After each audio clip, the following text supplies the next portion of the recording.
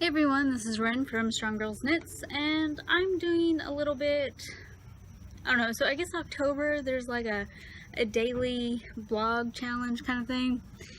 Well, I figured I would kind of do that, but I've got 2 weeks till my competition.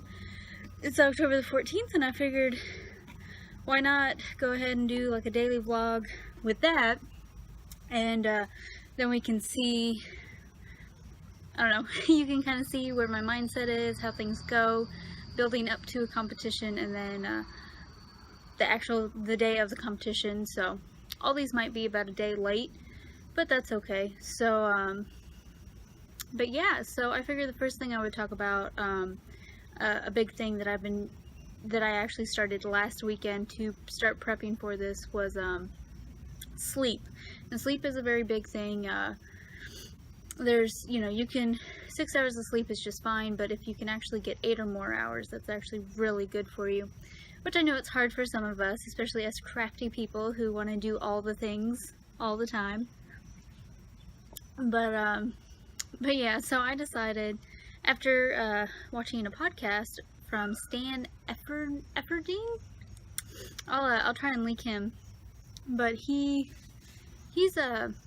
I don't know, he was talking about sleep and whatnot. It was mostly like sleep apnea and whatnot, but which isn't good for you as well. But talking about that, there was actually a study done with bodybuilders where like over a set period amount of time, everybody was able to lose the same amount of weight, but you had a group of them that slept 6 or less hours a day, and then the other group slept 8 or more hours a day. Now, like I said, they all managed to lose the same amount of weight, but the people that slept 8 or more hours actually lost more fat percentage than they did muscle. So, which is also kind of awesome, because that means it's more volume off your body as well, because fat weighs less than your volume wise. You can have a pound of fat and a pound of muscle. So, when you're losing fat, that's definitely more volume, which is kind of nice. But get that more sculpted look. But this is not the point of this that I'm talking about. So sleep, and I need to maximize my recovery time right now, because James has upped my workload and whatnot. It's kind of, I don't know, this is kind of I would almost compare it to the sprint at the end of a 2-mile run, and I'm trying to lock it in and get it. Like I said, I am kind of nervous about this, but so that's why I want to take every step I can for this national meet. And I decided I was going to put myself on a sleep schedule, and I was going to get at least 8 hours of sleep a night. And I'll tell you, first off, that first couple days felt amazing. I mean, you don't realize how much better you feel once you start getting the proper amount of sleep. And so I've been feeling better, a lot better, which is nice. And like I said, the recovery time, I definitely notice a better recovery time. I'm not waking up so sore. There does seem to be minimum soreness the next day, and I function a lot better during the day, and then when I go to lift later in the evening, I feel a lot better as well. So just in general, it is making me feel better, which is nice, because it is that's less stress on me. So I have set my sleep schedule. I go to bed, I have to be in bed between 9 and 9:30, and then I get up about 5:30. Now, another thing with the sleep, after listening to Stan, it's actually a lot better for you to try and not rely on an alarm clock. You don't want to be interrupted in your sleep. And I'm sure y'all know what I'm talking about. Your alarm goes off, and you're so groggy, and you almost don't even know where you are. It's horrible. And the nice thing I've noticed with the sleep thing, the alarm hasn't woken me up once. I have it on. Actually, there was one thing, it went off, but I was had already woken up and just kind of squeezing in a few more minutes. And it's actually really nice. I don't have that. Again, I'm waking up naturally, which is way better for you, because, your body says, okay, I'm good. I've gotten my sleep. And it's nice too to get yourself in the rhythm, because if you can, hit, like I said, I'm in bed between 9 and 9:30, and you get that regular schedule for your body. It's really nice, and it is really good for you. Some other things I've done, well, actually, um, within a few months of us moving into the house, upstairs I got some I made blackout curtains for our room. And it's, first off, it does help with the heating and the cooling bills, because it keeps the room at the inside temperature, not the temperature that the sun wants it to be.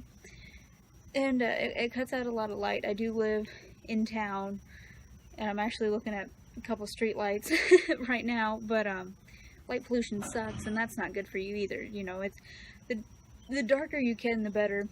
And actually, the two main things, light, noise, light, noise, and temperature are actually really things you want to watch for. You know, you don't want to have stuff that's waking you up, which it's kind of hard to do. I mean, where I live, I can't really dictate what's outside of the house, but, you know, I do what I can to dictate noise, you know, anything bothering me. And it's nice. James has to sleep with a fan on, so we have two fans going. We have the overhead fan that goes in his face, and thankfully the weather has been dropping quite nicely, so I can definitely cozy up in my sleep. Because if you're too hot, you're not gonna sleep very well. You know, sweat and all kinds of stuff. But so it's light, noise. Oh, it's a monarch. I'm sorry, I wish I could show you. I've noticed a few monarchs coming through, which is about the right time of the year, but I don't know, they're really pretty. So, anyways, back to sleeping, and I'm so sorry. Because, I don't know, I really don't know what else to say about it besides, you know, this is the major this is like kind of major step I've taken right now, is to get these 8 hours of sleep or more. And I've managed to do it every day. There was one night I got to bed a little late, like 9:45. I know, whew, that's 15 minutes, but you gotta give yourself time to fall asleep. But so I ended up going into work later, which is fine. I have flex hours, so if I get in at 7, you know, I just have to leave 8 hours later. I can't leave at the regular time I leave. But and then I did have some lady things have come up, and I actually left work early Friday because I wasn't feeling good, and that knocked me out. And I got my 8 hours of sleep, but on top of that, I had to take a couple naps. Like, I took a nap the day before I got home, took a nap, and then when I left early from work Friday, took another nap, and it was nice. But you know, you gotta be careful with naps too, because you don't want to take like a 2-3 hour long nap and then you wake up, you just feel groggy, and it's not good for you either. So little power naps. But you know, I felt good. My body was telling me, hey, you need more sleep, I need more time to recover. So you know, you really gotta listen to your body on that. Your body's gonna tell you when it wants sleep. And it was funny last night because we went out with my best friend and her boyfriend. It was 9 o'clock, and we got some ice cream. Well, it was like 9 o'clock. I was like, well, guys, you know, I'm gonna go. We're gonna head home because I gotta get to sleep here soon. And we got on the road. Got on the road, and I started falling asleep in the car. And it was just across town, so maybe 20 minutes to get home. And I'm just like passed out.